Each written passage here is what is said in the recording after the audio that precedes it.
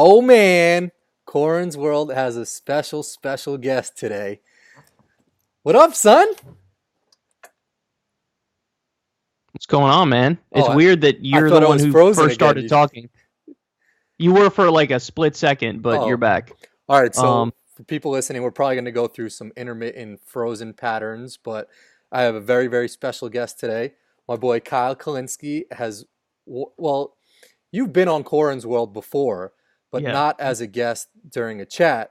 And one thing that I remember you telling me when we were in LA was, and I could be wrong, but are you a fan of interview type style stuff or not really? And what are your thoughts on interviews? Mm, I mean, I guess it depends. And by the way, you're still okay. Just Oh, just to let you know, if I start responding at weird ass times or cutting you off, it's because you're still kind of choppy a little bit. damn. Okay. Um, but okay, so interviews. I mean, I guess it mostly depends on my mood. Hmm. I'm kind of used to the format where I just talk nonstop and listen to myself talk and do like a monologue and just kind of go off and whatever, talk about specific stories for the day and then give my take on whatever the issue in question is. I don't dislike the interview format. I just think that usually a lot of the stuff surrounding it makes it a pain in the butt. Hmm. So like when like if I were to do a lot more interviews on my channel, it's like people always are flaky and they drop out or they can't do it at the right time, or there's always like something that appears to be so simple usually requires a lot of preparation. And then 100%. that's the other thing is like for me, for what I do, if I'm the one being interviewed, I think I don't mind that at all. Hmm. When I'm the interviewer, it's a little different because I have two separate philosophies that I try to incorporate into doing interviews where I want to, on the one hand, flow with the person and just have a regular ass conversation. But then on the other hand, depending on who the person is, I want to ask them tough questions about what their beliefs are, particularly when it comes to politics. Yeah. Because, like I was thinking about if I ever got a chance to interview Bernie or anything like that, like what would I say? And I think my approach is like grill and chill. Like I want to grill him half the time and be Hmm. like, ask him difficult questions. And the other half the time, I just kind of want to chill with him and talk about whatever and just flow. So yeah, it's a little, Yeah. I mean, that's my take on it. to that point, like you say, a conversation, it almost is more natural. You usually get like better raw footage. You like, say things that are more natural, more organic. Whereas like even this right now, you're my boy. We've always talked. Like going into this, I was like a little nervous because I was like, it's gonna be type weird, like asking someone who every Tuesday we do our podcast and it's just like we just talk. We shoot the shit, like we talk about whatever, and we get some of our best like content because it's almost just like we didn't have anything scripted. I have a couple things written down right now, but it's almost like when it's more genuine, when it's more raw, it's better content. So I mean, it is important I think to have interview type of conversations because people obviously want to hear, your opinion on things and not, diarrhea versus constipation, which is just like on the top of our head, but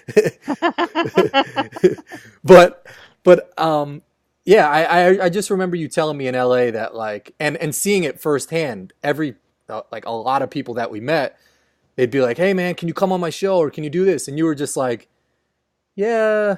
And then like after I was like, "Yo, like you don't want to do that?" And you're like, like you were just like whatever about it. And like I think I've always appreciated about you is like you just stick to your guns with your show, like you love doing it. And if it's a burden on you, you're not going to do it. If it falls within your comfort zone, you'll do it. Is that sort of fair to say?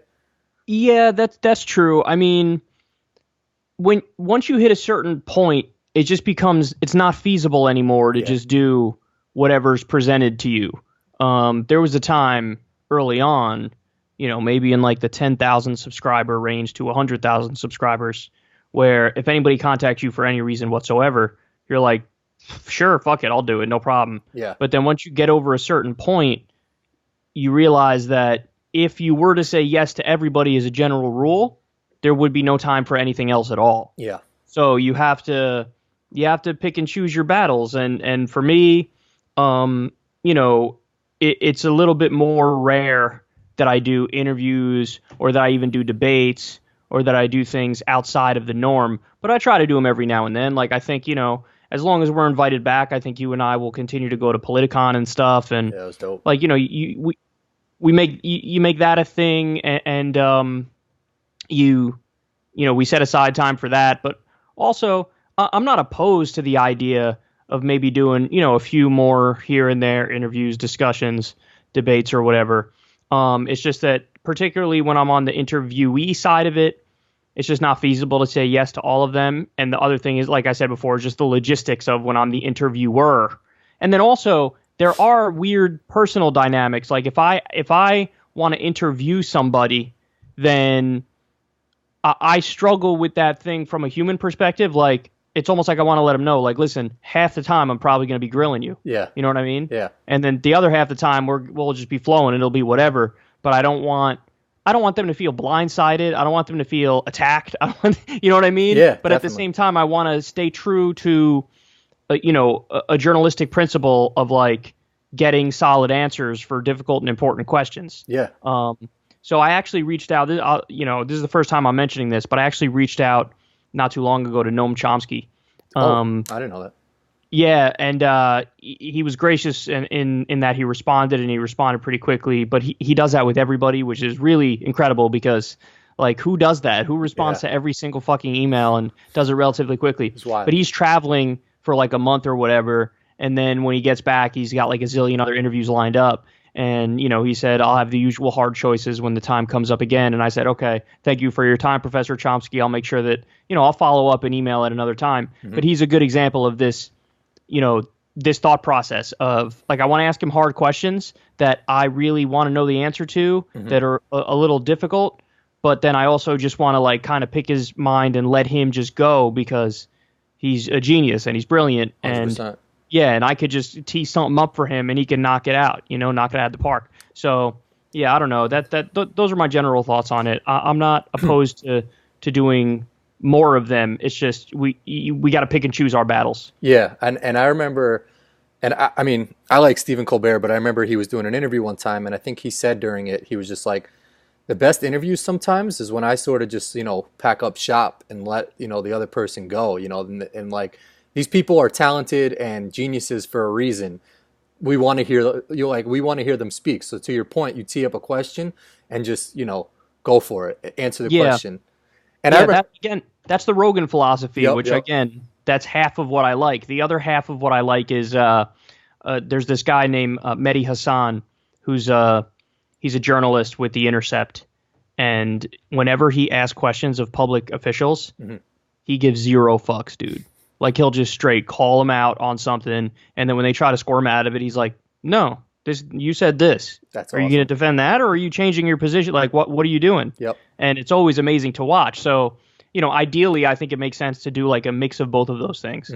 Be tough and grill them and hold them to account, but then on the other hand, just talk with them and let the conversation flow and go wherever it goes. Yeah. So, like, half Kyle and Corin podcast, and then the other half, like, serious inquiring, hard-hitting questions, Yeah.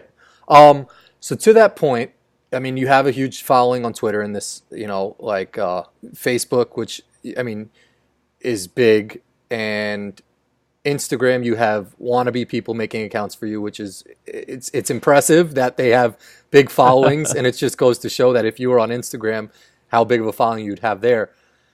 How do you manage, DMs from people? Like, because I made an offhand joke to you about someone, I won't mention names, but I guess when you, in the Twitter world, if you're not following someone, you can't send them a DM or something like that, if that's how I think that works, or if they're not following you.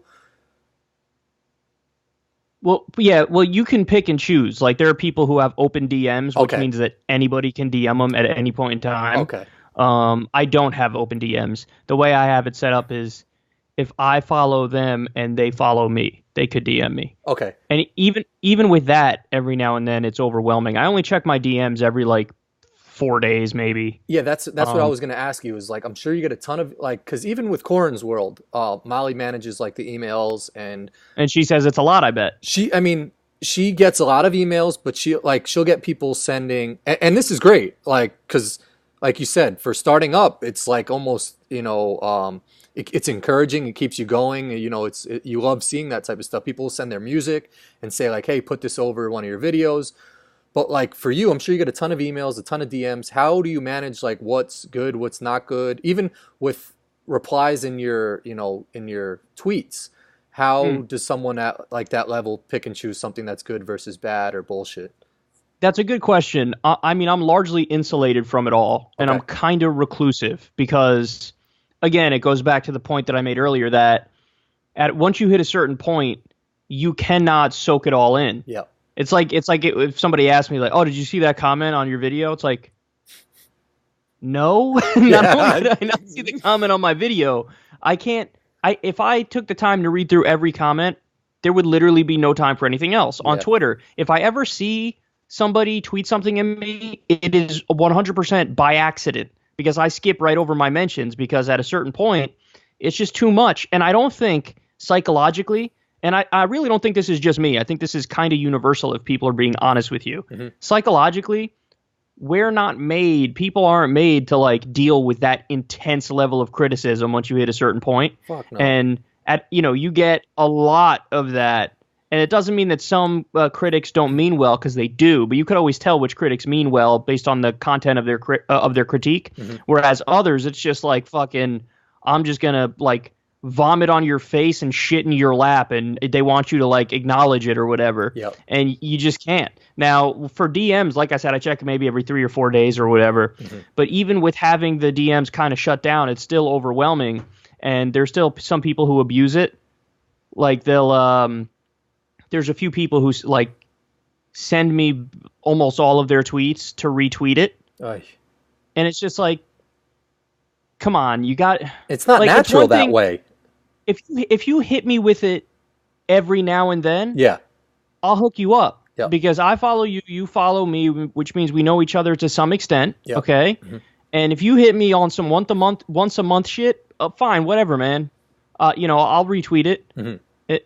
If I don't despise the point, like if I even half agree with it, fine, I got you. Yep. But there are people who will literally send me like every day, they'll send me their tweets. Yeah. And it's just like, I'm too nice of a person to be like, hey, you know what, man? Fucking stop. Yeah. Yeah. So what I do is, and this has always been my reaction with stuff like this, that just makes me more reclusive. Yep. That's why I'm amazed by Chomsky being able to respond to every email and stuff, because I'm fundamentally the opposite. I make a point of like trying to close myself off because, I got, I love the show and I love politics and I love learning and I love talking about it and stuff. But then, all my other time when I'm not working, I have other interests that I like to, I love golf. I love fucking Texas Hold'em and playing cards. Yeah. I love, it's like I always have. I'm also kind of a YouTube addict too. So when I'm not, I'm watching other shit when I'm not watching my own shit. I like at the NBA, me and you watch the playoff games and I text you and you text me about it and stuff. Yep. There's like all these other interests. And I find it amazing that somebody, particularly once you hit a certain size of channel and you're known to a certain extent, I find it amazing that anybody can really go through all that stuff and respond to all that stuff. Yeah. Whether it's in the form of a DM, whether it's in the form of an email, whether it's in the form of just a regular tweet, whatever it may be, Facebook message, whatever. I'm amazed that people can still engage at that level, because for me, I feel like I spend no time doing that. Yeah. Because I would drive myself insane rather quickly if I did that. So what do you say to the point? Because like at my level, and I'm a molecule to like what you are, or what like a Joe Rogan is or something like that. Molly will say to me, go into your videos and respond to people. Like, like people want to see that interaction. Like, how do you feel you get that interaction with people? Because like obviously at my level I can do it. I can respond to some of those. How do you do that interaction with people?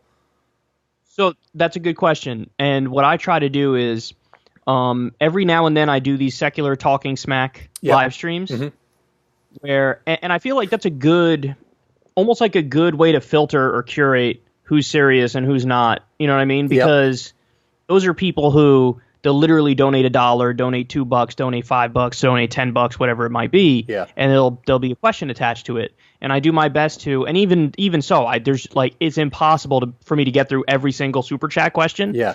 But I do it for as long as I possibly can until my hunger, I have to go eat. Or Yeah, my I've been in there. back You've hurts. been on there for like 3-4 hours. Like, it's Sometimes impressive. I've done them that long. Yeah. Yeah. I mean, usually I kind of tap out at like 2 hours and 30 minutes. Like right around there is when it gets to I just can't sit there anymore or whatever. Yep. But like that's where I get what I feel like is genuine feedback from people and asking genuine questions, and then I kind of run through them and talk it out or whatever. And then outside of that, yeah, there are every 3 or 4 days I go through my DMs, and again, there's at least some level of filtration there where it's like I follow them, they follow me, so there's enough of knowing who they There's like are. a mutual respect. Yeah. Right. So it's that's basically how I get my interaction. It's notoriously kind of hard to get in touch with me. You know, people who are really in the inner circle, text. Yeah. Have my thing and they can text me. And then I would say one layer removed from that is, well, actually, there's a top tier. There's a number one tier. That number one tier is phone call. And I think literally the only person on the planet who gets that is my mom. Yeah. You are not a phone caller. So that's one tier. And then tier 2 is texting, you know, and the audioing too. Yep. You know, and then you get, after that, one layer removed from that is the DMs, which I do. And then also, I'd put DMs and email in the same thing because like every 3 days or so, I'll check my emails. And then one layer removed from that would be the super chat questions, talking to the audience that way. And then maybe you could argue one layer removed from that is when we do the rare public appearances, like we go to Politicon or whatever. Yeah. Where you know we interact with people that way. And then outside of that, I don't do Facebook messages.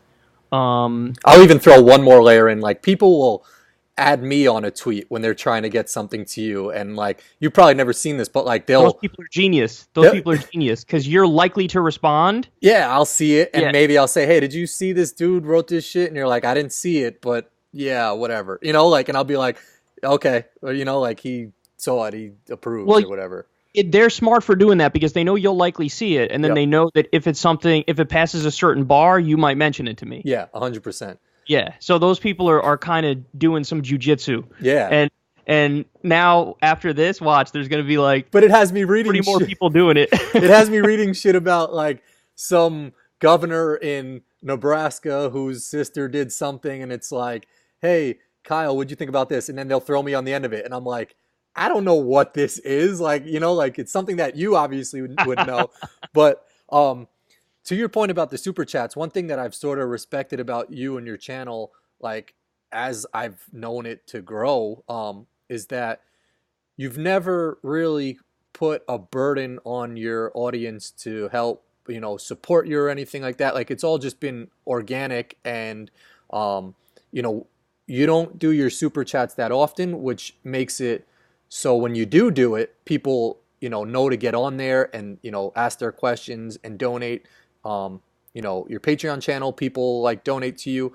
I've seen people on YouTube, and there's one person in particular that I've seen lately, actually a lot of people, but like they'll go live like every single day, or, you know, like twice or 3 times a week, and it almost like it waters down your brand, and it's almost just like you look desperate, and, you know, it's like too much connecting with your audience, or it's almost just like, I'm going to feed out what I feel is important, and I'll let it simmer, and then I'll come back in a month and we'll talk about all that stuff, you know? So it's like, if it was really important to you, in a month, you'll ask me your question, which like filters out all the bullshit that every day, if you're doing a super chat, people are going to be like, oh, I can ask about, you know, hairy balls or something like that because I know he's going to be on Tuesday and Wednesday. Like, so I think that's something that you've done a good job. Is that something that I know you, and sorry, this is a long question, but like, I know that's very important to you, is, you know, not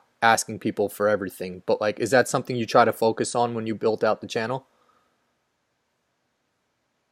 So, I mean, I guess I would say, and I didn't hear all your question there because you were choppy and you were breaking up a little bit, but I think, it depends on the format. So like I think there are some people doing certain types of YouTube channels who can get away with doing something like that. Yeah.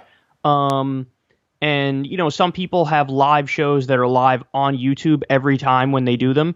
So that's another like different kind of format where it's not necessarily interaction with the audience for that particular style of show, but they're still live nonetheless and they're live streaming doing it.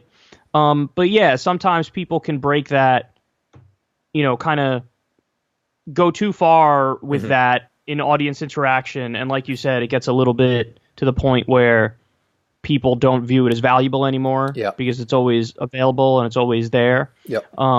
And honestly, listen, some people are just better at audience interaction than other people, and they can do it more often, and it's good. Like I think you're actually really good. When we were at Politicon, a lot of people recognize you, and you're really good with people. Like you can, you have a genuine appreciation for the fact that they recognize you, and then you'll stand there and chat with them and talk with them, and flowing with them like you've known them for 5 years already. And I think people really appreciate that and really like that. And certainly for the level, like the number of followers you have at the moment for Corin's World, it allows you a little bit more freedom to interact more directly with people, because there just isn't as much being thrown in your direction. Yeah. So you can kind of manage that, and you can afford to talk with people more. And what was the other part of the question? I forgot. I don't remember. I was just sort of saying that I respected that was, if that was like a thought process behind your channel when you started it out, was just like, you're not going to, rely on the audience that much, and everything will just happen as it happens type of deal. Okay. Yeah. So that's actually a really interesting point, because no, for me, it was never, I always felt like I'll do this even if 2 people are listening. Like I'll do this, I'll just go. Yep. Because I like the process of coming up with the show, and then I like the process of doing the show. And I think in my mind, when you listen to even the asshole like talk radio right wing host people, when you turn on their shows, there's something about that format that I find really inherently interesting and attractive. The format of like, there's one dude, he's got a mic, and he's just going. He's talking about shit that he wants to talk about, and he's talking about different news stories, and he's giving his opinion on it, and he's giving commentary, and it's all from the heart, and it's all real, and it's all unfiltered. And there's something about that format of like, just like, give me a nice high quality mic and let me go. Yeah. And I'm really interested in that kind of format. So I always felt like that's how I'm most free when I'm in that format. And so I just wanted to be in that format as much as humanly possible. So if I was creating these shows and nobody was watching, in my mind, my thought process was, it doesn't really matter, because at least I'm doing the thing that I want to do and that I like to do. Yep. And so it was never, because with some people, some YouTubers, it is more about like they're looking for that adoration from the audience or whatever. Yeah. And that's the point of them doing it. For me, the whole point of me doing it is just because I enjoy doing it. Yeah. So it's like, let everything else, whatever happens, happens. And however people react. But I'm going to make these like, these shows, these block long shows, these nuggets of me talking for an extended period of time. And I'm just going to keep dropping them, man. And then build it, and they will come, is the old philosophy. And that's kind of what happened. Yep. And I feel like when you put the actual craft first, when you put the thing itself first, and that's the goal, then yeah, you're more likely to maybe see success, because it is more about, the beauty of it is not in the result. The beauty of it is always in the process. 100%. Yeah. You know what I mean? And like sometimes particularly with prep, it's a pain in the ass, because you gotta, like, it's almost like once I get going, I'm okay and I could keep going. But sometimes to get myself going is like, I don't feel like fucking doing it, because I like the show part. The show part is fun. Yep. But sometimes the prep gets tedious, because I don't think people realize how much goes into each show. Yeah. Like how there's a whole fucking thing that's even longer than the show itself. Like the prep is always like double the length or more than the fucking show itself.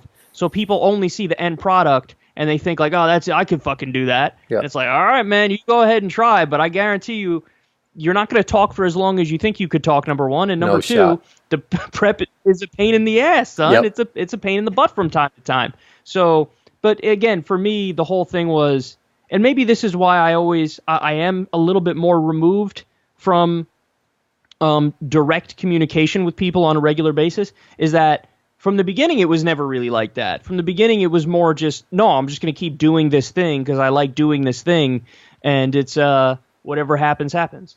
So to that point, and you sort of answered it a little bit, but were you ever worried at any point that, like, you know, you kept doing this?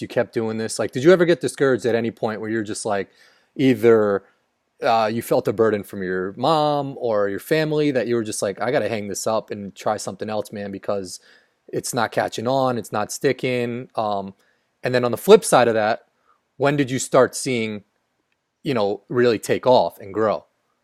So I think my friend Will put it best because he spoke about this to me, and the quote really landed in my mind. He said that I have a rigid intolerance, you know, to doing things I don't want to do.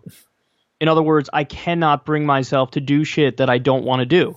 No matter how hard I try, it's like there's something in me that's just like, fuck you, stop it. I've seen it. Yeah, and there's no level of bullshitting in me. It's just like that. It's just like, no. So it's so because of that ended up being an asset in me doing what I do, because the biggest battle to doing what you want to do is persistence. Like, you have to, if you just keep showing up, it's hard for people to deny you because you're always there. Yep. You always show up. You're always there. You're always there. You're always doing it.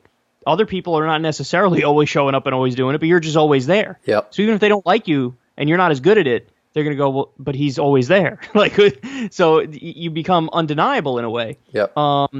So no, what happened was, right when I left the dealership, I sat around for, I don't even remember how long it was, but living in my mom's basement, and I told her, I was like, I'm going to just do my show. She's like, okay. I mean, if there was ever a time to try to do something risky, now's the time. Yeah. Because you graduated college, you worked, you know, for a year and a half or 2 years in the car business after you graduated. You got a fucking political science degree, and you went to go sell cars, which you could have done without any degree at all. So if there was ever a time to try something, I guess it's right now, so go ahead. And everybody around me, you were probably the most supportive of everybody. Thanks. Because you just thought it was cool. Yeah. And you were, you know, and you did some of the early shows with me. You would bring over a 40 Locos. Yeah, four Locos and a 40 ounce Corona. So you would be drinking a 40-ounce Corona. I'd be drinking a 4 Loco, and me and you would be doing the show. Yeah. And then there would be, you know, 2 guests or 3 guests in the show listening, which was probably Lilith and your dad, or Lilith and your family, and then maybe total like 8 people listening. Yeah. And we would just go, man. We would just fucking go. And then slowly but surely it grew. But no, I saw slow growth from when I started, and I chipped away and got to 5,000 or 10,000 subscribers. And then in 2013, TYT approached me, and TYT was expanding the network at the time and was bringing on new shows, and they asked if I would want to be part of the network, and I said sure. And then what happened was I was able to grow from, like, when I started doing it late 2012, I think, full time, until 2013.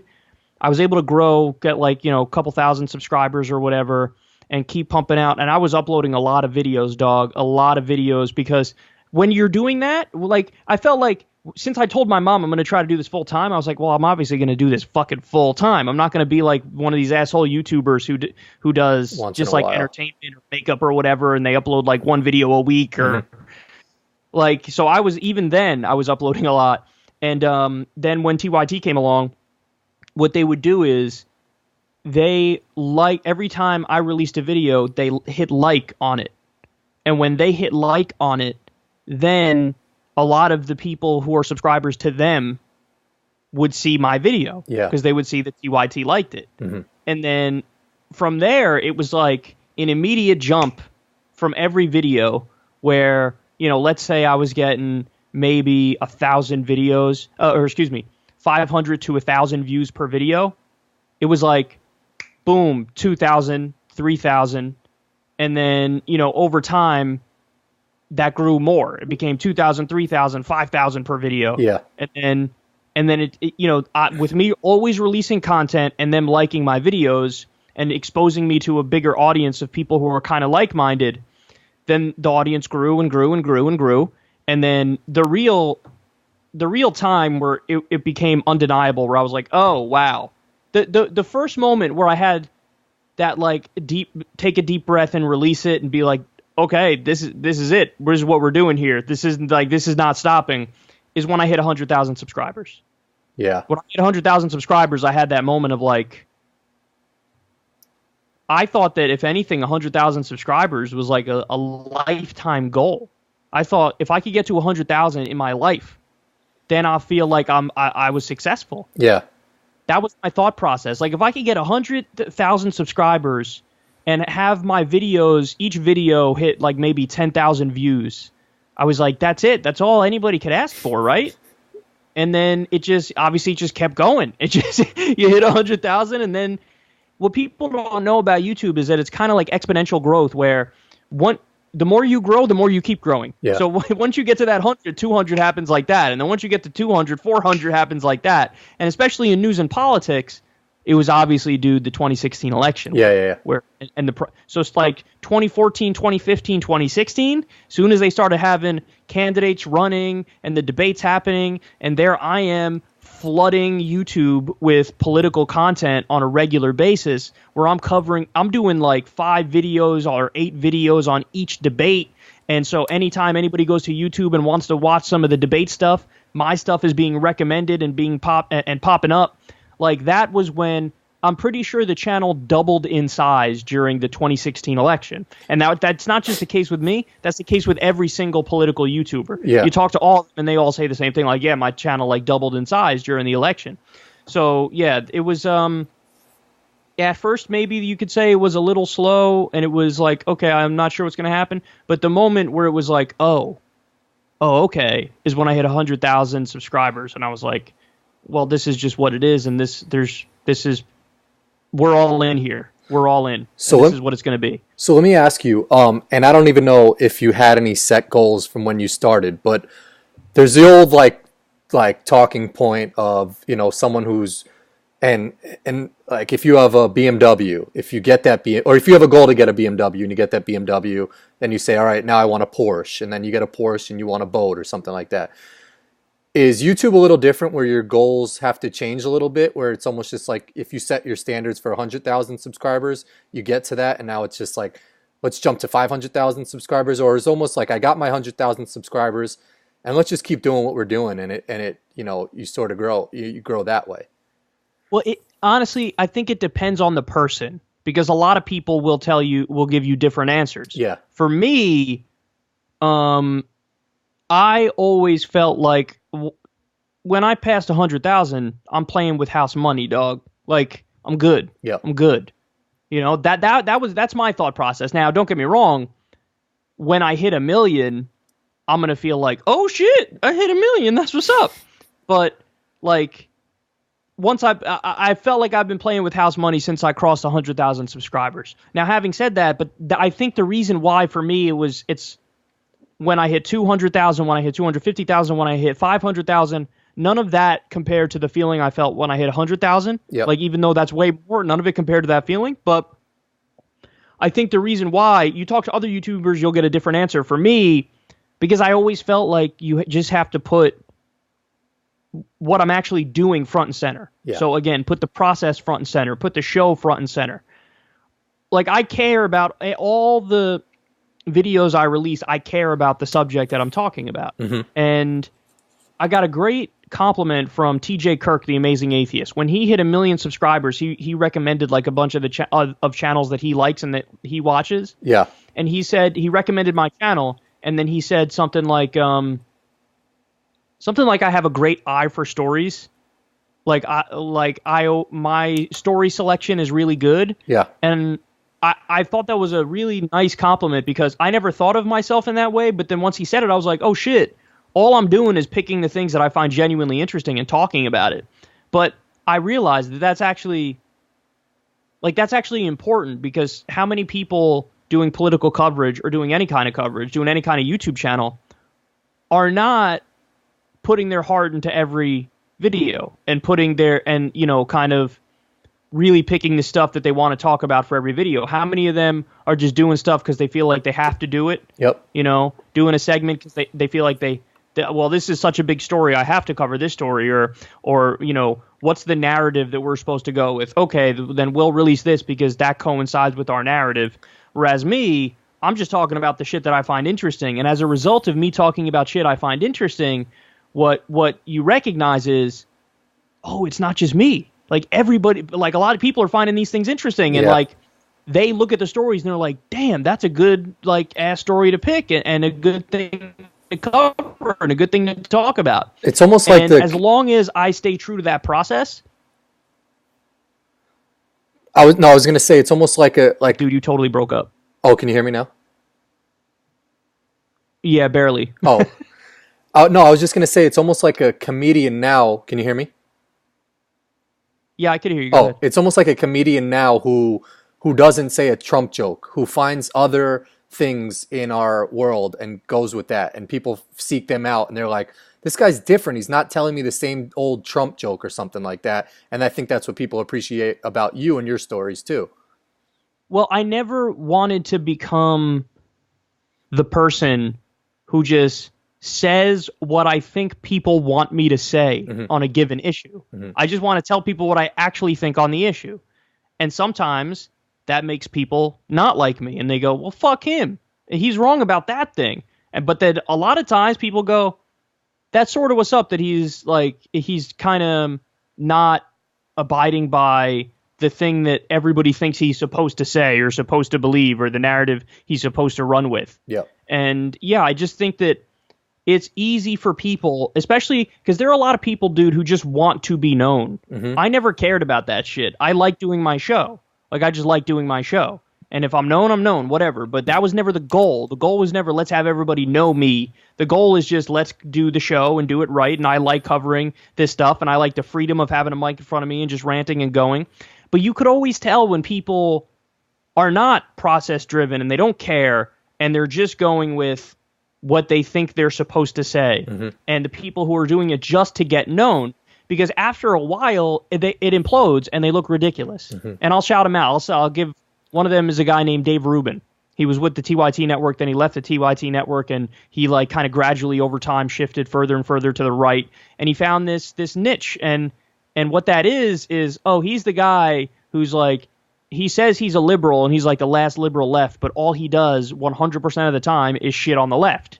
And it's okay, well, congratulations, you found this niche. But he doesn't actually believe anything he's saying. So there's no core there. And since there's no core there, he now looks like a fucking fool when he talks because everybody can see through him and they see that he's playing a fucking character. Is that he almost says ridiculous things? Rachel Maddow has sort of fallen into that category a little bit? Yes, now Rachel Maddow's another great example of that. Rachel Maddow, she kind of went all in on this whole Russiagate narrative and her whole thing is me, I'm the strongest against Trump. I'm the most anti-Trump you could possibly get. But in the process of doing that, she doesn't care about truth. She doesn't care about evidence. She doesn't care about data. She doesn't care about anything that deviates from her narrative. She simply will swat it aside, won't accept it, and will double down on things even if it's incorrect just to own Trump. So that's why now she's taking right-wing positions on Venezuela and on Russia in order to try to own Trump. And it's well, you're a hack. What do you want me to tell you? You're a hack. And I feel that's why she's become a laughingstock. That's why Dave Rubin has become a laughingstock. And he says ridiculous things like, my brain is in recovery mode from discussing high-level ideas with people. It's what?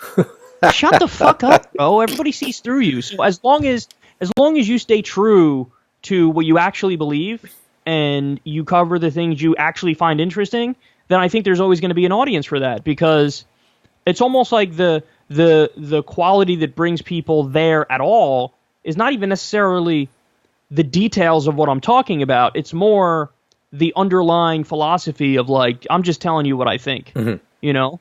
And sometimes you'll agree with me, sometimes you'll disagree with me, but I'm going to just be honest about what I think about this. And I think that in a media environment that sometimes is the exact opposite of that, that comes across as really refreshing. Yeah. People know when they turn on CNN or MSNBC or Fox News, they're getting prepackaged bullshit and they're getting like people playing a role. Well, if they want somebody not playing a role, that's what we offer, and that's what some others who are in this space offer, and that's why I think a lot of people like it, and that's why it's growing. So what are your thoughts on, because 2016, I mean, I don't think, and I'm just a dummy to YouTube, you know it better than I do, but I don't think anyone was as informed about YouTube as in 2016 as they're going to be in 2020. How do you feel? Like, what do you think the wave's going to be for 2020 with people saying, I'm not watching CNN anymore, I'm not watching MSNBC anymore, I'm going to go watch YouTube and the Young Turks and Kyle and all these other channels. Are you anticipating a big wave? Can you anticipate anything? Like, what's sort of the YouTube talk between political people about what's to come? I mean, if the trends hold true, then yeah, any election is a bump. But in terms of the biggest bumps in viewership, that will come during a general election. That will come during a presidential election. Yeah. So, the midterms, everybody saw a little bit of a bump in viewership, but really, a lot of people tune out the midterms because they're the midterms and the presidential is not happening. But the presidential is the real deal Holyfield. So it's like every 4 years you can expect kind of a big bump in viewership because people are just naturally more interested in politics because they are directly surrounded by it, and it's the biggest election that we have here in the U.S. is the presidential election. Yeah. So, I mean, I do expect, even for the primary, I do expect a pretty solid bump in viewership and new subscribers and whatnot because once we get to the actual debates, people will be more interested. Like once we get a little closer, people will be more interested. But yeah, definitely for the general election. And especially, I mean, you got to keep it real, especially because Trump is in office and Trump is like a wild man. I feel like that does attract a hell of a lot more eyeballs. If we had fucking Mitt Romney in office right now, I think it'd be a lot more of a snooze fest and nobody would really care that much. But Trump is just whatever he does, people on both sides of it really get interested in it and want to like yell about it. So I do think there will be a natural bump. But having said that, YouTube is sometimes hard to predict, man. YouTube is sometimes really hard to predict, and I don't know how you feel about it. You're relatively new at your own channel and everything, but I don't trust YouTube at all. Like you weren't around for Adpocalypse, but Adpocalypse was like the scariest thing ever that ever happened on YouTube to creators, particularly in. Yeah, it was overnight. Just all the funding was taken away and we were making nothing. There were days where it was like 600,000 views or something for the day and we made $0.00. And it's like, what? Like, that's fucking crazy. Because they just decided overnight, like, okay, well, we're getting shit because there was some normal ads, like craft ads or something, placed on genuinely extremist content, like neo-Nazi shit or whatever. And so their reaction to it was to overreact and to say, well, just fucking defund all of news and politics, and then we'll fucking figure out the details later.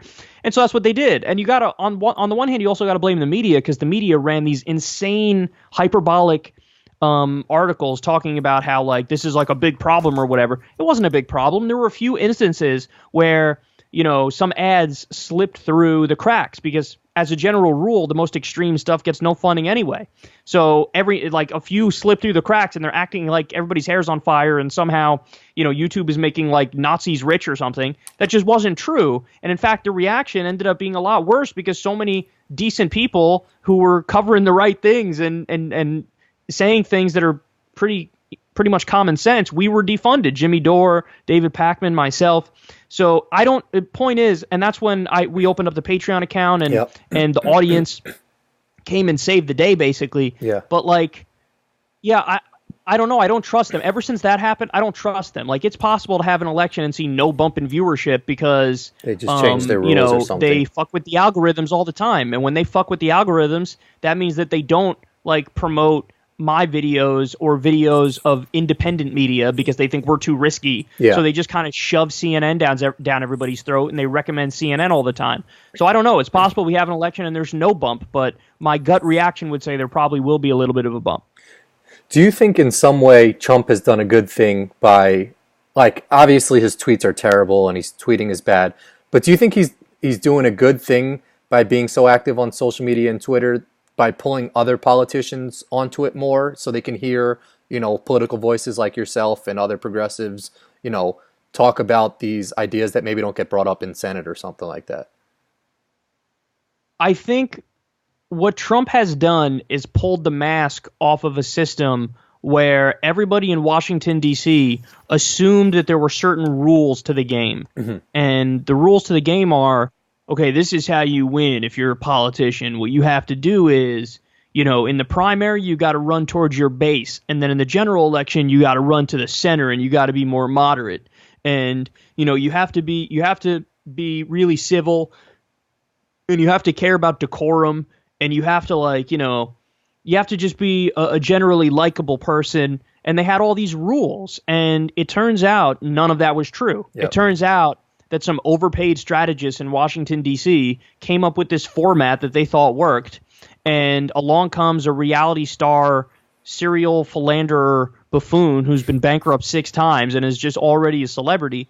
And all it took to knock down that house of cards that was the Republican establishment was this clown. This clown who would get on stage and say, "Little Marco, I bought you. I gave you money for your campaign, and you would do whatever I want. You would come to me on your knees if I asked for it." Mm-hmm. And, low energy Jeb. Yeah, sure, you're a tough guy, Jeb. Sure, real tough.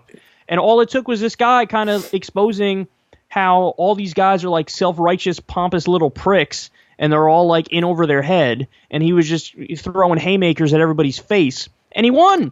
And, what's amazing to me and incredibly frustrating to me is you would think the Democrats would have learned now for this election, like, oh, well, fuck civility, fuck decorum. We're going to go out there and we're just going to fucking crack skulls and go after the GOP and scream about how our policies are going to help the American people.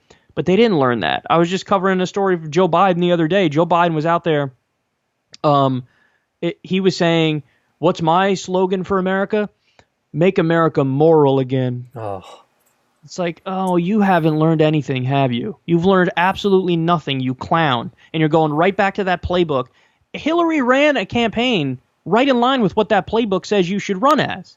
And she got her ass beat. Yep. So maybe you should actually go out there and talk like a normal person and go directly to the people. And you shouldn't bite your tongue for civility and decorum reasons. And to get back to your point about Twitter, obviously we hate Trump, but is his tweeting something that's been politically advantageous for him? Yes. You want to know why? Because he goes around the filter of the media, where the media, it's easy for the media to write some shit about him, but what he does is he's just like, no, fuck you, I'm going to go right to the people. I got millions of Twitter followers. Whatever you say, I'm going to counter it, and then it becomes a wash. So they could say anything. The media can come after him with a detailed fucking story about how, whatever, he lost $1 billion from this year to this year.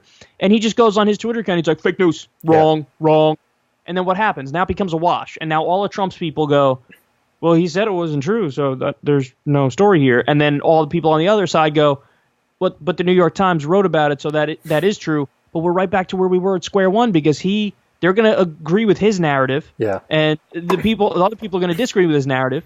But that's the thing, is he relentlessly makes his own case. And it's a lot easier to do that when you have a Twitter account, when you could just go around the media and just go right to the people.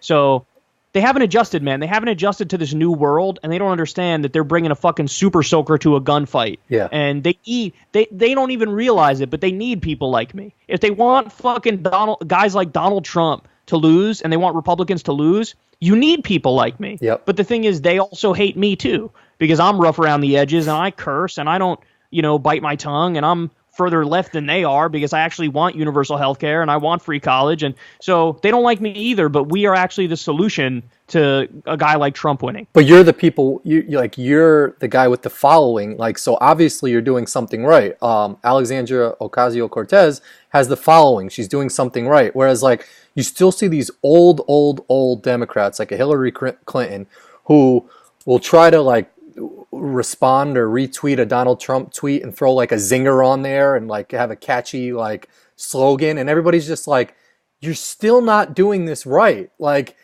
just be genuine and tweet something out that you really feel. Stop trying to go at Trump and his tweet. Like, so like these old Democrats just still can't figure it out, where it's just like the blueprint is there. There's people like you. There's Cortez, Ocasio-Cortez. There's other people out there doing the right thing.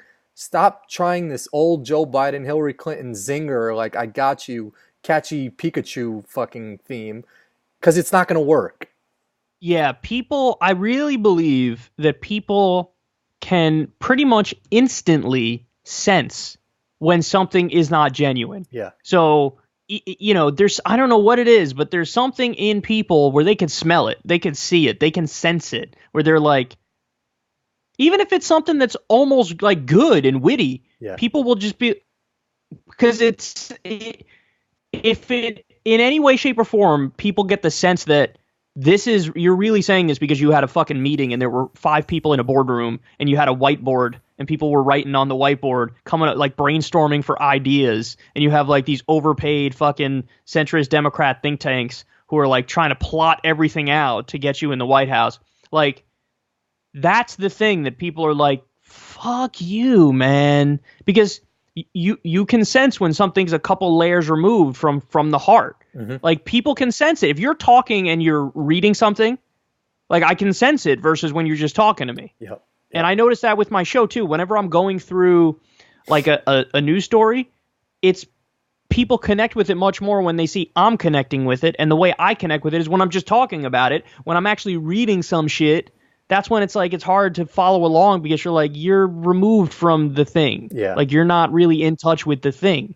And yeah, that's the problem. The problem is that you have too many, whether it's Chuck Schumer or Nancy Pelosi or Hillary Clinton or a lot of these Biden himself, a lot of these older Democrats, everything is like fucking is planned out and scripted. And you know damn well the second that he gets behind closed doors with his little team, he's, all right, how did I do?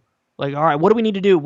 How do we pull the right strings to get people to fucking want to vote for us or whatever? Yeah. Whereas, a guy like Bernie, he's just fucking going out there and saying the same shit he was saying in 1984, where he's like, I think everybody should have healthcare. We need a Medicare for all system. And it's from the heart, and it's real, and it's true. Well, and there's more authentic. What's attractive about that. There's more authenticity behind it. Like, people want to see you stumble over a word or mess up a little bit. Like, it's more human. Like, if I see you doing everything perfectly, I'm just like, fuck that guy. Like, nobody is like that. Whereas, like, the video of you picking your nose, I thought it was hilarious because it was just like, everybody picks their nose from time to time. Like, you see someone driving next to you, they pick their nose. Or like, if you have a scratch on your butt and you scratch your butt. Like, I want to see Hillary Clinton like sneeze or like make a fart joke or something. Like do something that is just like authentic, that is you, Like, if she actually embraced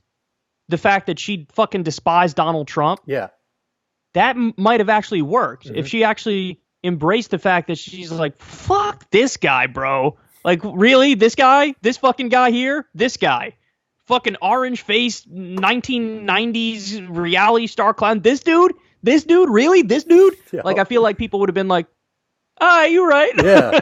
But because it was so like, when he says make America great again, and she's like, America is already great. Oh. Everybody's like, like, you can't do that. You got to just fucking, like, there was one point in the debates, I remember this so well, where she said to him, I think Donald just attacked me for preparing for this debate. And might I say, I'm proud that I prepared for this debate. She said something like that, and I was like, no. Because I remember back to, I've told this story before, but when I was in like 6th or 7th grade, did you have Miss Bryant, the heavyset black lady who was the social studies teacher? Yes, history teacher. Yeah. Okay. I had her, and in one of the classes we did a mock trial. And I didn't prepare at all, son. Not even a little bit. And this poor girl I was going up against, she was very introverted, and she prepared a lot. And I was the defense attorney, and she was the prosecutor. And I won. And I won bullshitting like a motherfucker. But the problem is she was so prepared that she was up there and she was like super stiff about it. You know, I don't have a sheet of paper in front of me, but she was like stiff and she was reading, and then I come along and I'm just fucking shooting from the hip and cracking jokes and laughing, and I'm just more interactive. Mm-hmm. And the second Hillary said that, I had the flashback to when I was the unprepared asshole shooting from the hip. And I was like, oh no, I won that trial and Trump is going to fucking win this because he's not prepared, but he's at least up there like fucking, you know, fighting back and shooting from the hip and shit. And people are going to dig that versus her being over prepared and like snotty about it as if like, I prepared, please. And it's like, people stop. can still see you're prepared even if you don't have a stack of notes in front of you. You know, like you could still, like people will see if you're prepared or not. Like people probably obviously knew you weren't prepared, but like the fact that like you just didn't come across as like, I have all this information, just trust me, you know, it's just like, I'm going to trust that guy in a situation that's a little bit more chaotic because like he just might know how to handle it a little better than this person who, yeah, they've got all the answers, but they might hit the nuclear missile button because they're just so frantic and nervous over their notes, you know? Yeah, I mean, honestly, it just became more of a likability thing where people were like, who the fuck do you relate to more? Mm-hmm. The person who is so fucking over-prepared or the person who's just like, fuck, I didn't prepare. Yeah. We all relate to the person who's like, I didn't really prepare for all this, but I'm gonna come out here and do my goddamn best. That's who people related to more. So, yeah, I mean, you got to be authentic, dog. You got to be authentic. And I mean, we all know that she knew more shit than he did. Mm-hmm. It just had to be presented in a way that was palatable, and she was incapable of doing it because she's so overcoached. I really think if she was just herself more. Like, if she was really just herself and kind of let her fucking flag fly of like, yeah, I do despise this fucker, and you should too, then it's like, okay, I could fuck with that. As long as the vibe is genuine, but they obviously didn't get that vibe from her. Now, let me ask you something that obviously we had mentioned that sometimes it's hard for you to see DMs and messages and stuff people are saying, but there's some stuff that when the crowd is so big, you obviously have to hear it. So I guess we can call these conspiracies. Like the Big Seltzer sellout is not really a conspiracy. Obviously, you like seltzer, but how did seltzer become a thing for you? I mean, like it's sort of become a staple for you, and it's a drink that you really, really like. What's your obsession with seltzer? Why do you like seltzer so much? Okay, so when I was younger, I hated that shit because I like fucking super sweet drinks like everybody when they're a kid. But actually, on some level, I got to credit my sister for this because she was the one who would drink it a hell of a lot more before me. Mm-hmm. And I would see her drinking it. And then what happened was at a certain time, I was just like, I can't, like drinking soda every day is actually really bad for you. Yeah. Like if you just sit there and fucking pound Cokes all day, like that's a lot of sugar in each fucking can. And it's not good for you. It's not good for your teeth. It's not all that stuff. And so, but I don't like drinking water. I really don't. I don't like drinking it. Mm-hmm. I fucking hate it. You got to drink a lot of it every day. Yeah. And it's like, it doesn't taste like anything. And sometimes, even if you have like filtered water, sometimes it's not that good. And it's just like, I don't know. I don't like drinking this shit. So what's the middle ground? The middle ground is carbonated water, which is what seltzer is. Now, sometimes I do have like flavored ones. I actually bought this shit by accident. This is technically sparkling water, believe it or not. Mm-hmm. Oh, but it's got like a flavor to it? Yeah, I've seen those before. But this was an accident. Like the color of it, the color of it is pink. When I bought it, I thought that was the wrapper over it was pink, and the actual thing itself was normal, water colored. But so I fucked up when I bought this. But I will buy anything that color, just a FYI. If the like shampoo, it's usually delicious. Yeah, it's usually like smells good or it tastes delicious or something like that. But go on with the... You broke up like a motherfucker there. Oh. I didn't hear anything you said. Oh, I would just buy anything pink. I only heard like 20% of what you said, but I understand what you're saying because I agree with you with the color that it looks delicious. Okay, good. So, yeah, but usually I drink the original seltzer because the original seltzer has there's nothing else in it. Mm-hmm.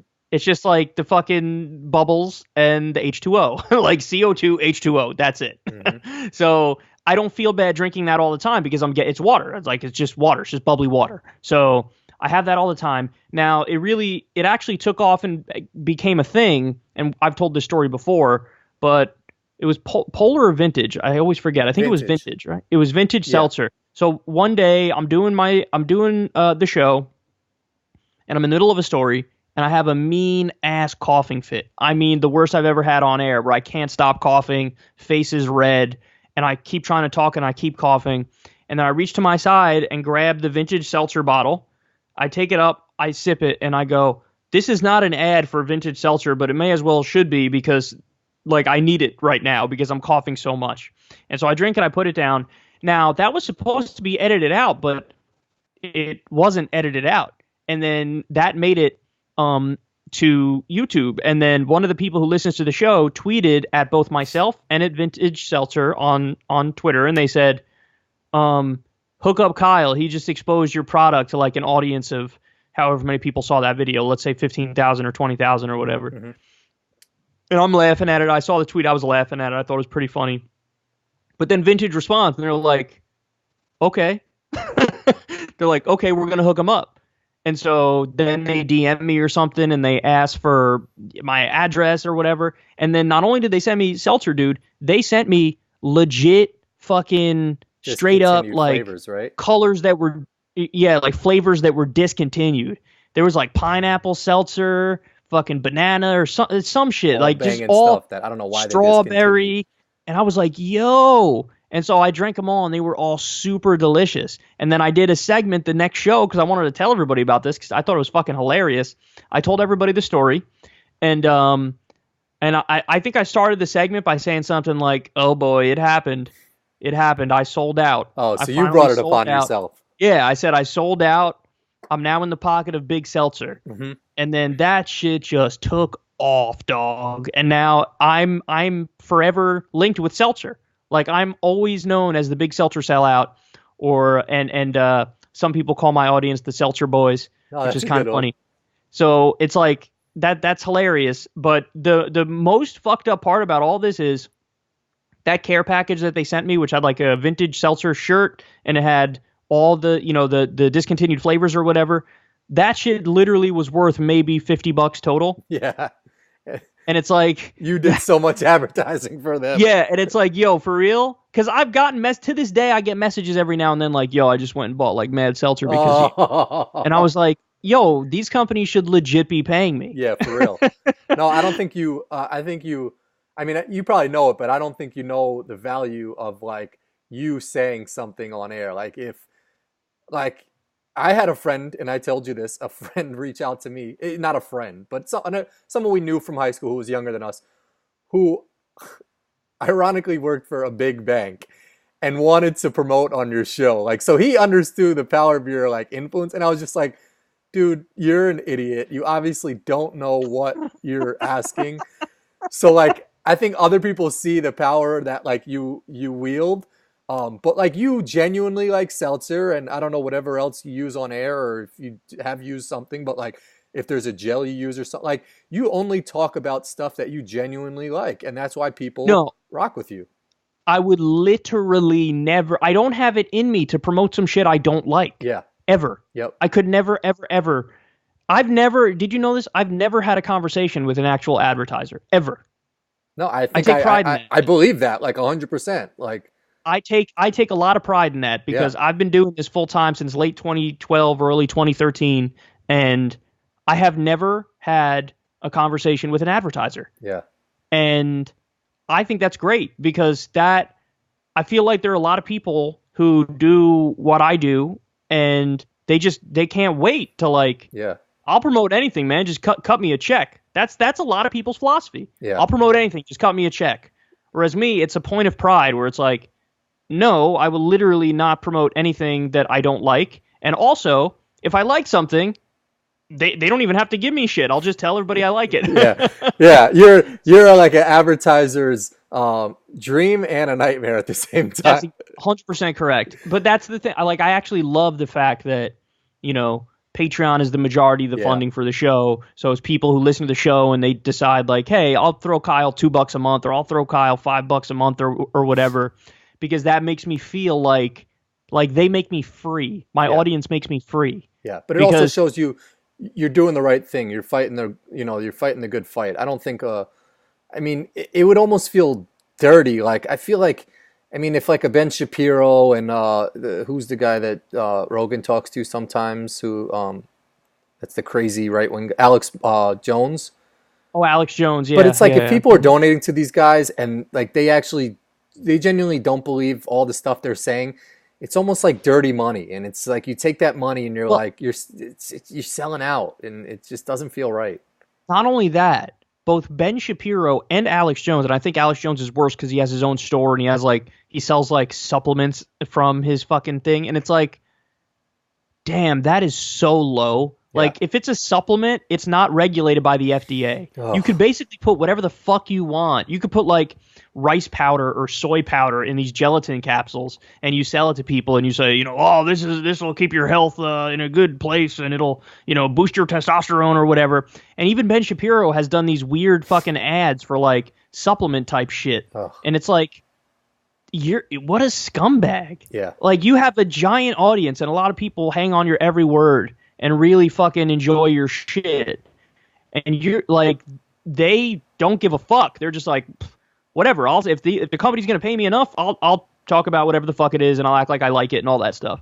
And I think it's really sick, man. I've seen this with you. Everybody knows I love golf. There's one of Tiger's old coaches has a radio show, and then he also sells this product. There's like some cream that's supposed to take away pain, and I've seen him sell it, and it's like, you don't fucking use that shit. And not only that, they also sell these like shitty swing training aids. Ugh. Like every couple of years, this company comes out of nowhere and starts selling this bullshit thing and pretends like it'll really fix your golf game or make you better around the green or whatever it might be. And it's like these, it's the type of shit you'd see at like 3 a.m. on the Golf Channel when it's just a paid infomercial. And it's like some grandma like, this took 8 strokes off my game. And it's like, and they sell that shit, like ex-PGA Tour players and fucking Tiger Woods' old coach, and it's like, you don't have to do that. I get it, it's tough out there and people got to make a living, but you're a former Tiger Woods coach. You got it. You're okay. You're gonna get enough lessons. You could charge a lot for the lessons because you used to teach Tiger Woods. You have your own fucking Sirius XM radio show. You're good. You're good, dog. They want to like, sit you don't back have to and do take that easy money, and instead of if he's from, say he's from Virginia or something like that, instead of going to every single golf club in Virginia and the golf tour manager or club manager saying, holy shit, that's Tiger Woods' ex-manager. Can you train this kid? Can you train this kid? And actually doing some work, which is good work. You're training young kids. You're getting, yourself out there. Instead of that, you want to sell some shitty product that, you could make a quick $200,000 off of that is just gonna probably hurt people's game, and it's not helping anybody. That's right. Yeah. And people are more than willing to just say, fuck it. Yep. I'm gonna cash in, and I'll cash in. And I don't know if people acknowledge that the ethics of it are fucked up, or they don't they don't even allow themselves to think about how what they're doing is fucked up, and they just do it. Like, I don't know if people are like acknowledging. I think deep down there's got to be something within you. Like there's good conscience people, there's bad conscience people. I think that there's some evil or bad in them. I feel personally that they can take this money from them and do these things that they know are not helping people. Yeah. I guess it depends on the person. Yeah. I guess it depends on the person. And some people have that conscience and some people don't. And some people sleep like babies. Like I think of Trump. Like, how do you think Trump sleeps at night? Do you think he's comfortable and he just thinks he's genuinely like always right and all the fucked up shit he does is for a good reason? Or do you think he knows when he lays his head down on his pillow, like, I am a fucking giant fraud? It's a good question, man. I mean, like, I think there's some people, I feel like a Bernie Madoff, I feel like he genuinely could go down to sleep thinking like, I'm fine with what I'm doing, I'm rich. But I feel like, I don't know, I still want to believe that Trump has this good thing in his heart where he knows he's evil and he knows he's doing all these bad things, but it's just almost like a character he has to play. Yeah, like you want him to be that aware of himself. Yes. As opposed to somebody who, like, because sometimes when I look at him in action, I look at him and I think, he might actually go behind closed doors and believe say the same shit and think like, no, I'm right about everything. I don't know. I feel like there's a chance of that. I feel like the most recent thing, what did he say? They were chanting at his border rally, and he said like, only here in the Rust Belt can you shoot him or something. Yeah, right? somebody said screamed shoot them Yeah. or something. 'Cause he was talking about the border and when they rushed the border, and he's like, somebody screamed shoot them, and he was like, only here in the Panhandle can you get away with saying something like that. But everybody was laughing and he was smiling and shit. Well, that's why I just feel like I just want to believe he goes, and this helps me sleep at night. But I want to believe he goes behind his closet or whatever after that thing, and he's just like, wow, these people are fucking dummies. Like. Well, that's what Dick Cheney said. Dick Cheney said that really? about like the evangelical Christians who voted for him and Bush. Uh-huh. He was like these fucking like suckers or whatever. There's a famous quote. I forget what exactly really? it was, but that's the gist of it. The gist of it was like these fucking rubes who, voted for us. I don't know, man. Maybe Trump is like that. Maybe he's not. Maybe I'm just too. I've seen so much of him in public that I feel like that's all there is what we see in public, but yeah, I mean, on the other hand, in the Mueller report, there was that amazing line where he said behind closed doors, like, I'm fucked. And I thought, oh, so there was like a little bit of a hint of, no, he does, like, he actually is thinking at night, like, God damn, when are people going to realize that I'm so full of shit? And like, when am I going to get caught for this? As opposed to, because him actually believing it. Yeah, he has like this remarkable ability where it's one of my favorite tweets of all time. Somebody said some shit like, I'd like to see old Donnie wiggle his way out of this one. And then it says underneath it, he easily wiggles his way out of it. And then underneath it, the person's like, well, nevertheless. And it's like, that's what happens every single fucking time. It's like, you gonna get him? And it's just like, no. We didn't get him. It's like 2 days later, it's out of the news, whatever it was. And everybody's like, then on to the next thing. President. Yeah. Yeah, exactly. It's crazy. So I got a couple more things because I appreciate if people made it this far because it's a little choppy, but we'll definitely talk again. I don't think I'm going to delete your number after this or whatnot.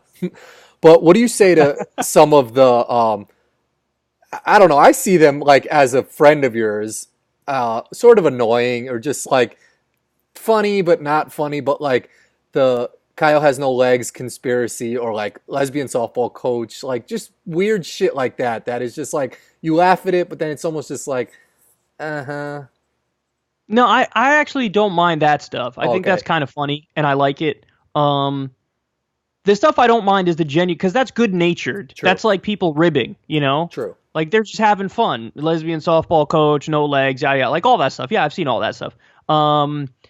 The thing I don't like is the actual like malice fucking, like the thing I hate the most more than anything, and this happens quite a bit, is when people will tell you that you believe something that you don't believe. Mm-hmm. Like they'll say they'll just take the most like flippant, most caricatured version of your position and they'll tweet it at you with like some of their own commentary and scorn added in. And like, but to that point, people always say like celebrities, what is it? Like a lie will make its way faster around the world than the truth or something like that.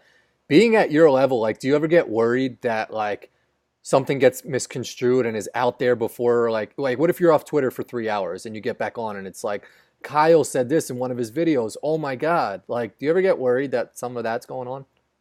No, because I always tell the truth. True. So even if there's shit I've said, and there's plenty of shit I've said where I don't agree with it anymore, or I think it was really stupid, or I think it was really dumb, or it's like a joke that's taken out of context, or whatever it might be, as long as I just tell everybody exactly what was going on in my head at the time, what is going on in my head right now, mm-hmm. then there's no, like, what's there to fear? Yeah, just tell everybody exactly what the truth is and exactly what you feel about something. And then there's no way, how can people take you down, or, over something like that? Because it's like, there are instances where people could bring up some shit to me and I'm just like, nah, you're right. Yeah, you're right. Like, you're right about that. I fucked up. Mm-hmm. Whatever it might be. And then you know what people go? They go, oh, okay.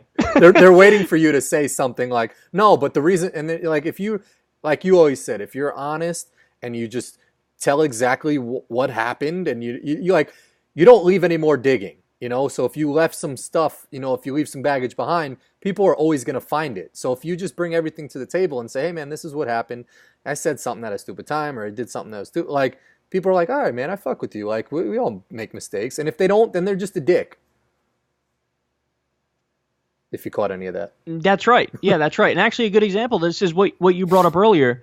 I texted you the other day, and I was like, yo, there was a fuck up. And like the end of the show, the entire thing was uploaded, and it was me, and it wasn't just each individual segment. It was all the segments like back to back and in between the videos. And that's when the nose picking thing was out. Yeah. And I was like, and I looked at it and I was like, this was a mistake. Everybody knows it was a mistake, but fuck it. Yeah, I picked my nose. What? Who cares? Like, what are you gonna say? I picked my nose, man. I was digging for gold. Yeah. I was digging for gold. Yeah. And so what I did is I deleted the mistaked video, which was the whole shit. Mm-hmm. But then I said, I'll let everybody have it. Here, take it. So I clipped out the part of me digging for gold, and I just uploaded it.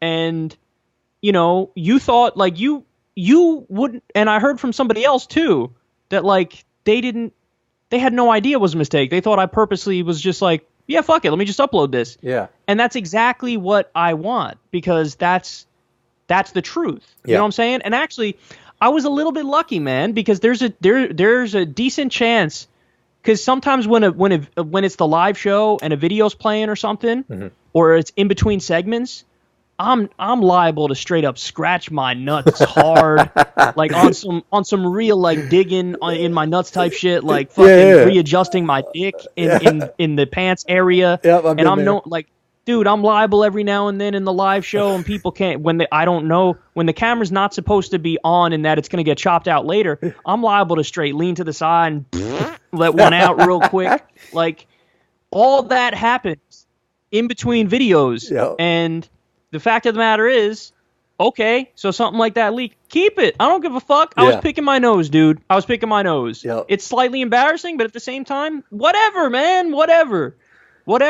And yes, I am a nose picker. Like I'm known to do that. Like I'm comfortable with that fact. Every now and then you got to get a nice big one out of there. Yeah, sometimes it's just lodged in there.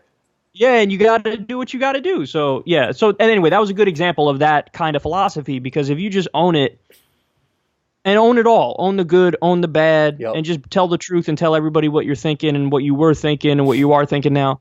Then what happens is, I think people go, okay, and then they want to be on your side. They want to be like, yeah, I fuck with him because it's coming from a good place. It's coming from a good place. As opposed to, you know, plenty of people, like you said, if they're overly defensive or if they try to, you know, basically weasel their way out of some shit. Yeah, then it's like, then people are like, yeah, fuck you, man. All right, so I got one more question, and then we'll finish up, because, like I said, I don't know. Hopefully you heard some of the questions that I've asked you. Do you have a favorite video of yours out of all the videos that you've posted? Anything that stands out in your mind, or any specific time or story that you covered that was really something you enjoyed? That's a really, really good question. And and we could save it too. We could do another chat when we got better. I was going to say, if you give me more time, I might be able to give you a better answer, but I actually don't know if that's the case, and I don't know how I would even go about trying to figure out at this point which one is my absolute favorite. Mm-hmm. I will say there's a bunch of videos that I'm particularly proud of in that they're really, really, really rigorous. So, I'll give you a couple answers. Some of the stuff I'm most proud of is like most of my predictions in the 2016 election. Mm-hmm. I look like a fucking wizard because I just like, you can go back. I predicted Donald Trump would win the Republican primary back when I think it was the third vote.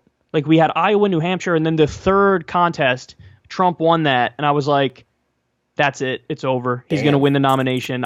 I said it's like an 80% chance he's going to win it. And this is, you got to remember, at the time, everybody in mainstream media was like, no. They were still kind of saying he's going to fizzle out and an establishment candidate's going to win. And I was like, no, I think he's going to win it. And then I also said in that same video, if it's Trump versus Hillary, wash out. because, and here's what I said. I said something along the lines of Donald Trump is going to, do his fake populism, and Hillary Clinton is going to run a platitude-ridden campaign, and she's going to run on identity politics, on the fact that she's a woman, and Trump is going to hammer her on the Iraq War and hammer her on the fucking Wall Street, selling out to Wall Street and all that stuff. And I said Trump can win if it's Trump versus Hillary. This was all backed when only like the third or fourth state had voted, son. And so when people watch that, they're like, God damn, like, because I nailed it. Another video was I predicted right before the Iowa caucus, I said Ted Cruz is going to win because the Iowa caucus. He wasn't first. He was either second or third in the polls, but I said Ted Cruz is going to win the Iowa caucus, and here's why. Iowa has always historically gone for uber religious Republicans. They voted for Rick Santorum once. They voted for Mike Huckabee once. And Ted Cruz is the most religious of the candidates. They're going to vote for Ted Cruz. I nailed that prediction. And then another video I'm really proud of is my Obama report card video. Because I did, when Obama left office, I did like the most thorough breakdown you could ever imagine of Obama's legacy. And I basically gave all of the Well, you got some criticism for it too, right? Because I remember even my sister saying like, damn, Kyle said some harsh things, but like all of it was true. Yeah, no, I mean, I did get criticism, I guess, but I think the majority of people were like, yeah, you're right. Yeah. Because I was really fair with my criticisms. I wasn't, so I gave like all the positive stuff and all the negative stuff, and then at the end I just gave the grade as a result of that stuff. And I won't spoil it for anybody. You can go check it out. Type in Secular Talk Obama report card, and it'll come up, and you'll be able to see like my whole breakdown. It's a pretty long video, but it's so thorough and so detailed, and there was so much thought that went into that, and work that went into that, and like fact checking and like policy checking that went into that, that I was like really, really, really proud of that. So yeah, those are 3 examples of things that I was really proud of. I was also was that 2 or 3? That was 3 examples. And then there was also, I just liked when we went on Rogan's podcast. I thought that was really cool. I thought that was really fun. Yeah, I mean, for me personally, as your friend, when that first Rogan, like when you had first let me know about Rogan the first time and we went out there, I was like, holy shit, like I knew your channel and I knew your, the influence you had on Twitter and all this stuff, but like that was my like moment of like, wow, that's pretty cool that my boy is just doing something that like, because for me, I've seen it from the infantile stage to where it's at now, which is really, really cool. And something that is funny in my eyes, which you could say whether this is true or not, but a moment where you felt your mom really like had established you made it is when you were on Fox News, right? You almost were like, your family sort of appreciate like. Yeah. So yes and no. Actually, the first time my mom was like, was when I think it was either 60 Minutes or one of those types of shows, like the official ass later, nightly news shows. They played a clip of me that was, I kid you not, Corin, like 3 seconds long. I remember. Yeah, it was about some Republican who like sold his kids or some shit to somebody, some Republican politician. And there's a little clip of me that they played in like the intro to that segment. I remember. Where I'm saying like, what are you going to sell them on eBay? And they played that tiny little clip of me. And my mom got, I think, like a text message or a phone call from her friend who, knows my family from when I was really young and knows us for a long time, and told my mom like, oh my God, Kyle was in the 60 Minutes or whatever the fuck it was. And my mom was like, and she like called me super excited. And I was like, Mom, what? Because this was like, I want to say like late 2014, maybe something like that. Yeah. And I was like, Mom, I've already interviewed Sam Harris, who's like a famous neuroscientist, atheist guy. Interviewed Glenn Greenwald, who broke the fucking NSA story, which was really cool. Interviewed Ed Schultz from MSNBC twice. I already did that. And I think have like a billion Twitter followers. Like, and I think it was right around the time when I did. I had done a live show in New York City with TYT. So all of those things in my mind were way more interesting and important than the fucking 3 seconds on that show. Yeah. But that was because it was like a nod from establishment media or whatever. She was like, "Oh my God, that's so cool." And I was like, oh my God, parents really just don't understand, do they? No. And then you're right. The Fox News one was particularly interesting because the first time I went on Fox News was a year ago. So I was obviously already like really established, and I was invited on, and I was like, okay, fine, I'll do it. And yeah, it was on Easter, I think, the first time I went on. Yep. And it was, my mom was at like the family Easter gathering with my aunt and like a bunch of other family people in the family, and they all like gathered around the TV to watch, and they were super excited. And I was like, this is the shit. I mean, it's cool to go on Fox News and everything, but and you crushed it too. Every other thing, are you kidding me? She could not care less about the 100,000 subscribers, about, whatever, when I crossed 100,000 Twitter followers, about like all the shit, even Politicon, Joe Rogan. She was like, who? Yeah. I was like, Joe Rogan, the dude who, first of all, been on TV forever. He was on news radio. He was on fucking Fear Factor. He's a comedian. He's the UFC guy. Like all this shit. She's like, I don't. Yeah. You could tell she tried to do the fake, like excited for me, like, oh, that's great, honey. And I'm like, you still don't know. Yeah, you don't even get it. Yeah. And that's why, yeah, it's just a generational thing, man. Yeah. It's a generational thing. So it was the same with Molly's family too, because I mean, like, they see your videos, and like Molly's father is big on Facebook, and like sometimes your stuff gets shared on Facebook and he'll see a video.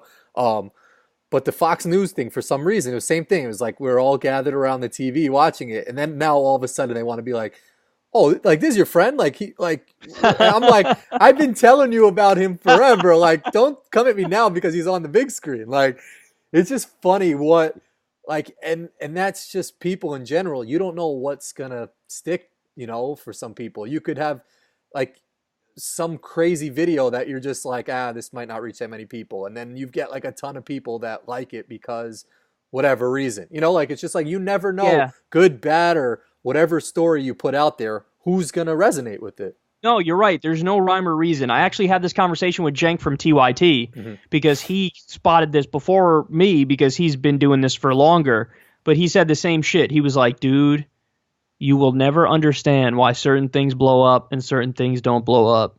Like, you will have some shit and you'll be like, this is some shit that's going to blow up. And it's like, yeah. And then some other shit that's so nothing will blow up. And you're crazy, like, I don't, like, what the fuck? I don't even understand. So, yeah, there's no rhyme or reason. You just got to keep plugging away, and whatever happens, happens. But, yeah, I don't know. We'll see. I don't know if if any of the mainstream outlets want to have me back on, but I guarantee you, if they do have me back on, there will be many a viral segment out of that, because as much as people on the right like to suck off Ben Shapiro, when people get a taste of a lefty who can actually fight back, they'll love that shit. It's actually kind of funny because right before we started doing this, I saw a video. Ben Shapiro like rage quit an interview. He was doing an interview with the BBC. Yeah. And dude was like this old conservative guy, but Ben Shapiro accused him of being a lefty and then like stormed out of the interview early. And the dude was just asking like policy questions. He was asking him about like abortion, this abortion bill that just passed in some state in the middle of the country. He was asking him about like conservative ideas, and Ben like fucking melted down and ran out. And I thought that was so embarrassing because the type of questions the dude was asking, there's a 0% chance I would have walked out. And there's been times like in the second Fox News interview, the host asked a good ass question of me because I said I was talking earlier on in the interview about how the polls are with the far left. I was saying, the polls are with Bernie, Medicare for all 70%, free college 58%, living wage 80%. And I was going through the whole shit. Mm-hmm. And then later on in the thing, we were talking about abolishing ICE, which is Immigration and Customs Enforcement. Yeah. And he was like, Kyle, you just said before about how the polls are, on your side, but when it comes to this issue, they're not on your side. The polls are like against you. And I was like, that was one of those moments where if I was a little bitch like Ben Shapiro, I would have ran out. But I didn't. I was like, well, you're right about that, and that's a really good point. But the left hasn't made the case. If the left makes the case and the left argues for the reason why ICE should be abolished is because we already have Customs and Border Protection, and because ICE is accused of doing fucking slavery at private prisons, well, then everybody would be in favor of abolishing ICE. So yeah, it's like you got to be able to fucking roll with the punches, and shit, yeah. He couldn't do it. But he's got this like, this reputation of like Mr. Tough Debater or whatever. Bitch, that's why he didn't debate me at Politicon last year. Because if he can't handle this old ass BBC interviewer, there's no way he could handle what I would give him. No, yeah, no shot. Yeah, it would have been. I'll be interested to see what Politicon has in store for you this year, because I think them not doing their homework enough didn't understand or were unprepared for what you brought to Politicon's table. So I think this year they are going to get their shit in line, hopefully, and realize like a bigger, like just a bigger presence for you, because I think they underestimated what you had in store. Dude, they definitely did. They had like Bill Crystal and some random fucking old media people in this room with like a zillion seats, thinking that they would fill them up, and that shit wasn't even like 25% full. Then they had me in this little room. It wasn't even a room. It was like an open area that like. Yes, it was like an open area with like maybe, what would you say, 100 seats maybe total. And then the fucking place was packed with 1,000 people standing up along the sides, standing up along the back. It's like, how did you not, like, you needed to know that I would deliver on some shit like this. Yeah, I think they'll be more prepared and do their homework a little bit more this time around, because even with... If it's the same people, yeah. If it's the same people, yeah, for sure. Yeah, I mean, hopefully it doesn't change hands, but I think even with like, they tweeted a quote of you or something, it was a picture of a quote of you or something, and it went crazy compared to their other tweets get like 4 likes or something like that. But I digress. I mean...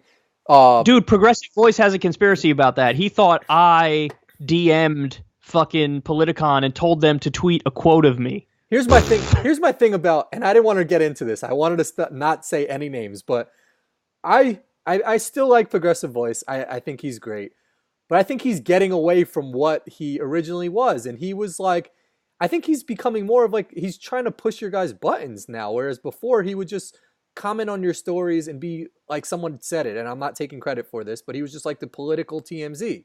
And he would make these great videos and they'd be insightful. But now it's like it's just saying stupid shit under your tweets now about golf or Dragon Ball Z, and starting a fight with that guy Hassan or whatever his name is. Like, and this bothers me, but like the Big Bang Theory tweet and the like, what are you thinking? Like, what are you thinking about tweets? Like, his shit is becoming stale. Like, and he's becoming like a pull string doll. And I want to sort of like, he's got a way bigger following than I ever have, and like, you know, he's probably way smarter than I am at his age. But like, I want to give him some advice and be like, yo, your shit's getting a little stale. Like, stick to your original guns and do what you originally did. You know what I'm saying? Like, I love how first of all, this clip is 100% going to be on the Progressive Voice. I guarantee you, this clip is 100% making it on the Progressive Voice. Second of all, yeah, I hear what you're saying for sure. I mean, he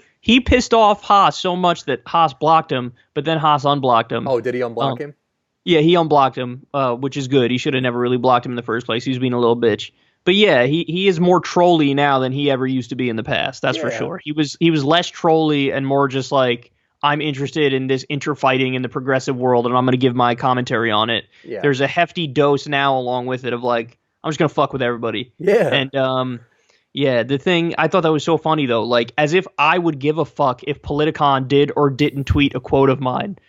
It's like, do you realize I have like a zillion other things to do, and I don't give a fuck? That would be like the last, like. Do they even have a lot of Twitter followers? I don't even know how many fucking Twitter followers they have. Let me look this up.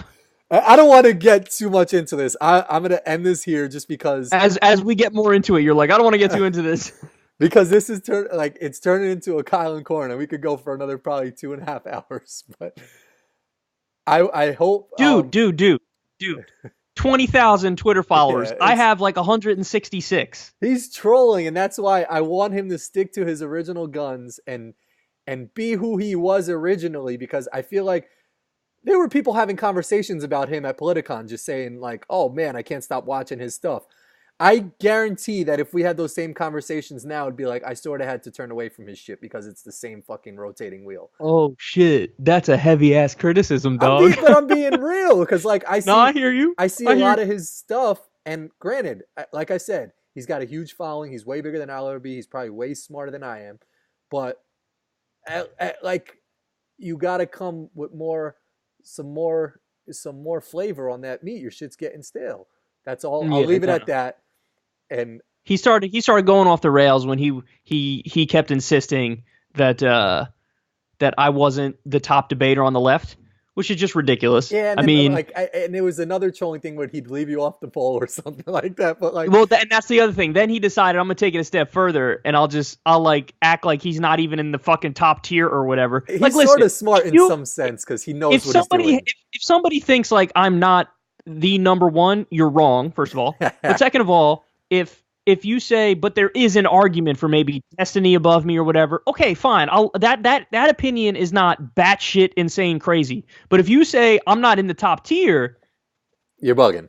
you can go fuck yourself. Yeah. You're literally like you're not even. I don't even know why you're involved in politics. I don't know why. Like, this is not for you because you don't have any idea what the fuck you're talking about. Yeah. None whatsoever. All right, I'm gonna end it there. But Kyle, thank you for coming on. I enjoyed this a lot, man. I thought that was cool. Like, I've never really gotten to sit down with you and talk to you other than, like, I don't know, whatever we talk about, which is good stuff. But this was cool. Like, at least people get to see a side of you that maybe they don't see sometimes.